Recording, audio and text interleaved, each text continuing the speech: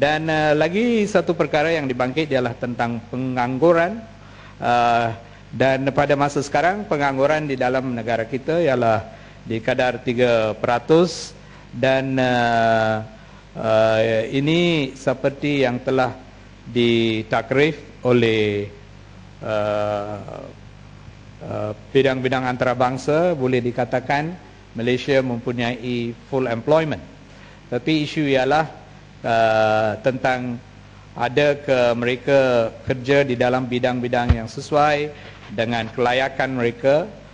Dan di dalam kajian yang dibuat oleh Kementerian Pengajian Tinggi, lebih daripada 70% daripada siswaza dan mereka yang mempunyai diploma dan sebagainya, mereka mempunyai pandangan bahawa mereka kerja di dalam majikan-majikan di bidang-bidang yang adalah selaras dengan kelayakan mereka dan apa yang latihan yang mereka mendapat.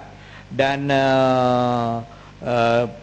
Kementerian Sumber Manusia melalui usahanya, melalui Jabatan Tenaga Kerja, pada tahun yang lalu telah menempatkan lebih kurang 100 tahun ini, daripada Januari sampai September tahun ini, telah menempatkan lebih daripada 150,000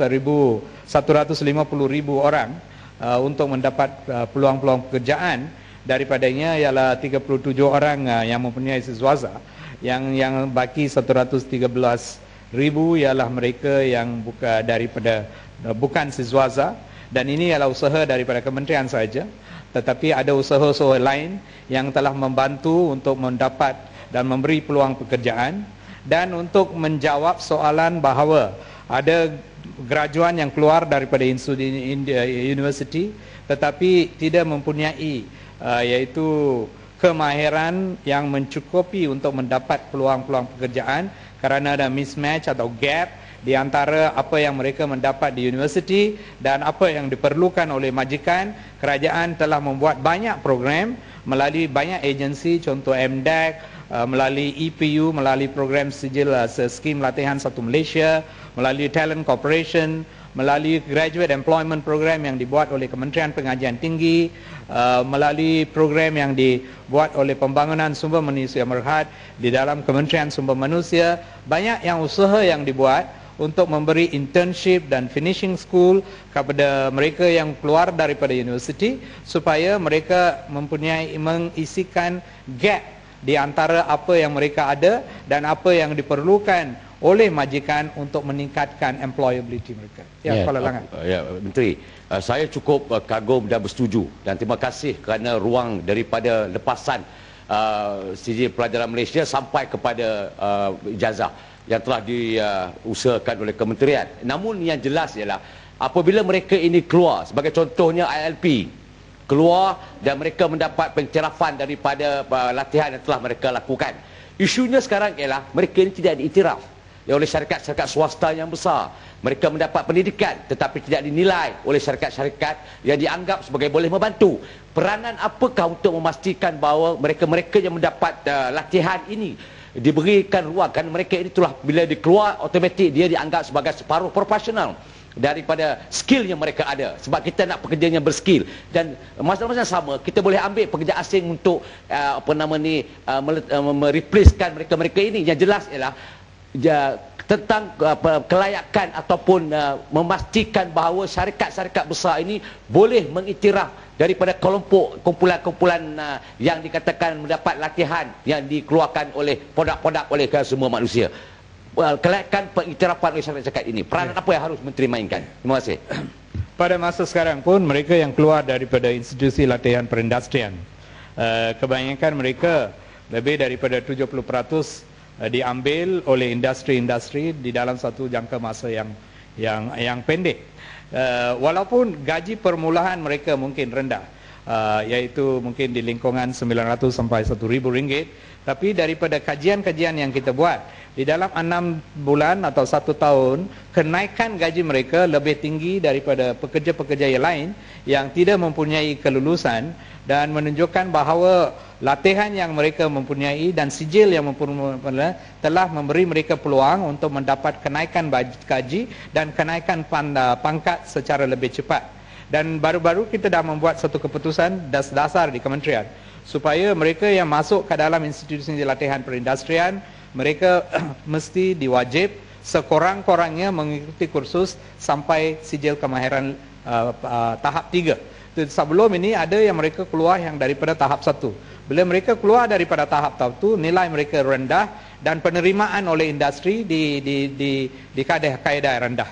Dengan meningkatkan supaya mereka mendapat sekurang-kurangnya tahap 3, ini akan meningkatkan profesionalisme mereka dan penerimaan oleh majikan pun akan naik, dan ini akan memberi peluang kepada mereka untuk mendapat gaji yang lebih tinggi. So ini adalah langkah-langkah yang dibuat oleh kerajaan untuk memastikan mereka yang keluar dengan kemahiran, mereka pun boleh mendapat peluang pekerjaan yang lebih baik. Dan di dalam isu latihan kemahiran, banyak yang tenaga kerja yang mahir dan akan menunaikan keperluan ekonomi yang sedang berubah pada masa sekarang. Salah satu perkara yang mustahak yang akan berlaku pada tahun 2013 ialah keputusan Kementerian Pelajaran untuk memulakan latihan kemahiran di dalam sekolah-sekolah.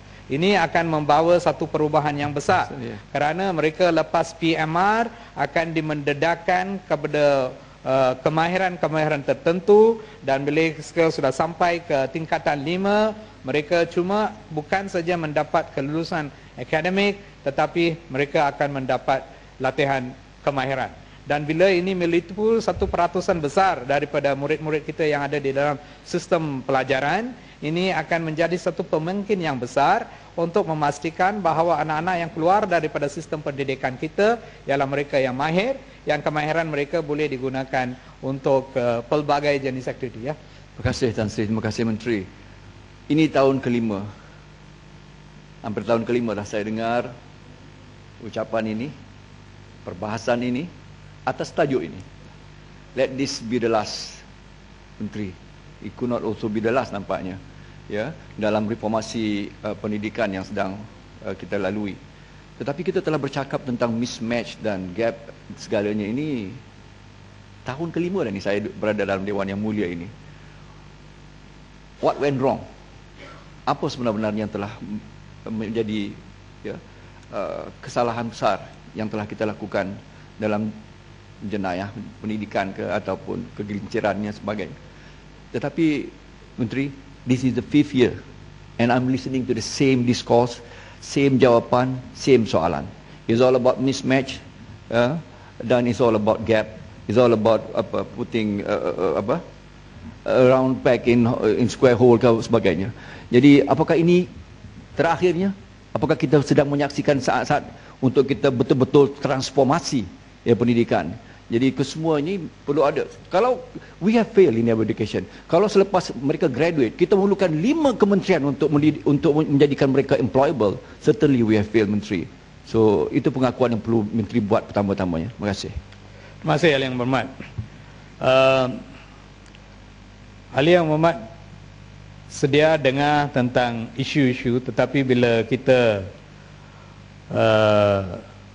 memberi penyelesaian dan langkah-langkah yang sudah diambil, itu pun mesti diterima oleh Ahli Yang Berhormat sebagai dijabai satu langkah yang baik, bahawa usaha kerajaan untuk menghadapi satu isu yang ada dan untuk mendapat satu penyelesaian. Dan di mana-mana tempat, di mana-mana negara pun, sesuatu apa yang didapat, kelulusan yang didapat oleh seseorang graduan ini, ya, adalah memberi dia satu kebolehan untuk mendapat satu peluang pekerjaan. Dan isu untuk menyesuaikan dirinya kepada jenis pekerjaan yang beliau cari ini ialah isu-isu bukan sahaja ada di dalam negara kita, tapi ada di dalam seluruh dunia. Kerana tanggungjawab sesuatu universiti ialah untuk mengeluarkan satu graduan yang mempunyai keupayaan untuk fikir, untuk menyesuaikan dirinya untuk jenis-jenis kerja yang ada, dan itulah tanggungjawabnya, dan bukan untuk pastikan bahawa beliau mempunyai setiap kemahiran yang diperlukan oleh mana-mana industri. Itu tidak boleh dibuat. So itu bila mereka keluar dan ada kekurangan daripada segi itu, itulah sebabnya contohnya MDEC masuk, kerana untuk memberi mereka di dalam kemahiran-kemahiran tertentu baru yang diperlukan oleh industri-industri tertentu supaya mereka boleh mendapat kerja. Konsep finishing school ini satu perkara yang bukan khusus untuk Malaysia saja, tetapi yang dibuat oleh mana-mana tempat di dalam dunia di mana dibuat untuk meningkatkan kebolehan untuk mendapat pekerjaan atau employability, dan sebagai satu kerajaan yang bertanggungjawab kita menerima hakikat itu, dan itulah sebab banyak yang dibuat oleh kerajaan menyediakan peluang-peluang ini supaya peluang-peluang mereka boleh mendapat kerja yang lebih tinggi, mendapat pengiktirafan yang lebih tinggi dan penyelesaian. Dan pada masa sekarang kita pun sedang memasuk perkara-perkara ini di dalam the curriculum of the university supaya internship, professional qualification, certification ini boleh dijadikan sebahagian daripada kurikulum yang tersedia di dalam universiti, dan ini akan meningkatkan kebolehpasaran murid-murid kita di dalam institusi-institusi.